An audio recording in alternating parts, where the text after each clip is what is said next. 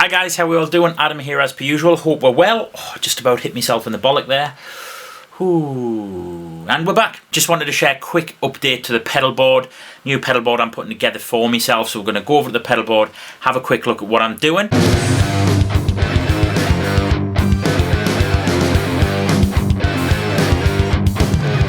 So I did follow kind of all the rules in kind of me building the ultimate guitar rig series of videos that I shot a while back. Did all of the planning and the drawing and the sketchwork, etc. And this is what I've come up with. So this first video is going to be kind of a quick look at my basic idea, and then I'm going to do a couple of further sort of follow-up videos discussing cable types, etc. that I'm going with for this rig. So it's not going to be as in-depth as the building the ultimate guitar rig, but it is going to be a little bit of a kind of update on where my rig's at. So here's kind of the rig as it looks at the moment. We're going to talk through kind of component by component what I've done. Start off with one of several guitars, and that will come into the iron tone patch box at the top right there.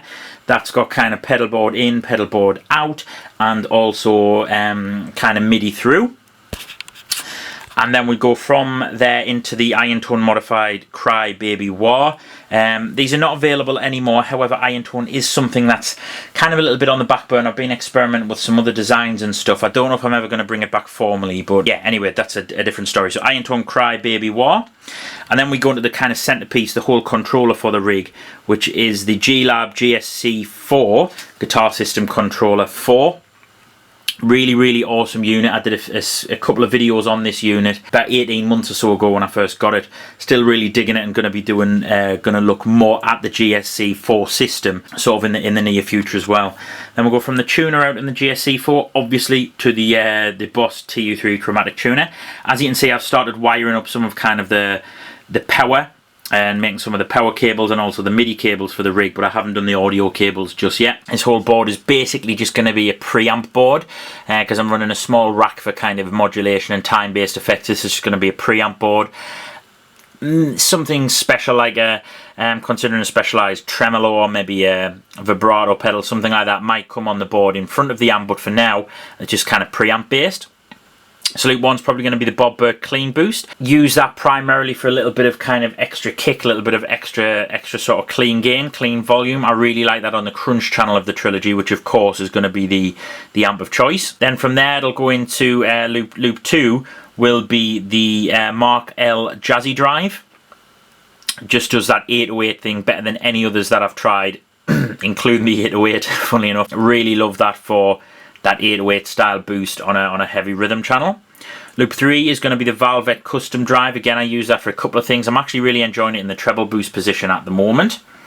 Loop 4 is going to be the Iron Tone Cranked Combo. I'm using that as kind of like to push the amp into fuzzy territory, or also in the clean channel for a different variety of kind of crunchy breakup. And then in loop 5 we're going to have the Keeler Designs Pull.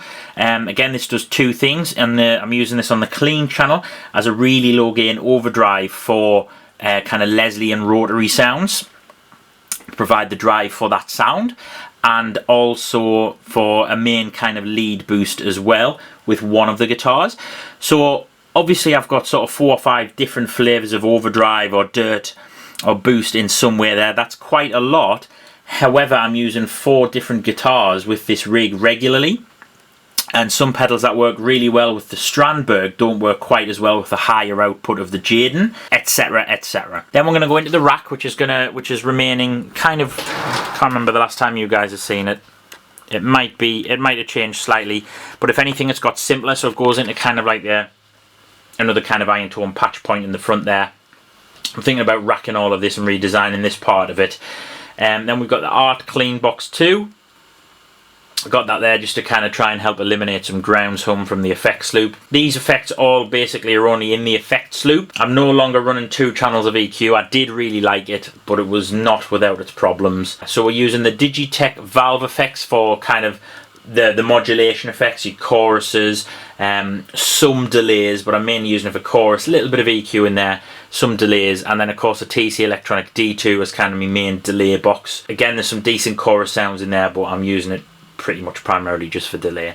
Of course, all that's going to go into the Hughes and Kettner trilogy with Zilla 2x12 with warehouse speaker veteran 30s in that cab.